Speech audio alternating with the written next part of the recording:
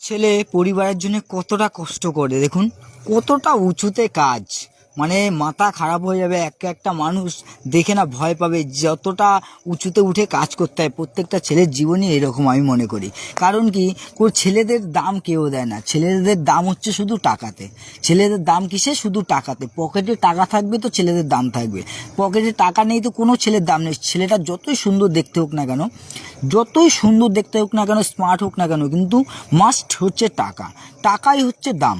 তাই সবাইকে বলি, ভাই টাকা ইনকাম করো, যাই করো না করো, আগে টাকা ইনকাম করো, সে যেভাবে হোক, কিন্তু সৎ পথে ইনকাম করো। চুরি ডাকাতি না করে সৎ পথে ইনকাম করো। 500 টাকা ইনকাম করো সারাদিনে, কিন্তু সৎ পথে। ওই 500 টাকাটাই দেখবে তুমি অনেক কিছু কাজে লাগাতে পারবে। তুমি অসৎ পথে যেটা ইনকাম করো ওটা কোনো কাজে লাগাতে পারবে না। ওটা চলে যাবে ডাক্তারের পেছনে, ওটা চলে যাবে রোগের পেছনে।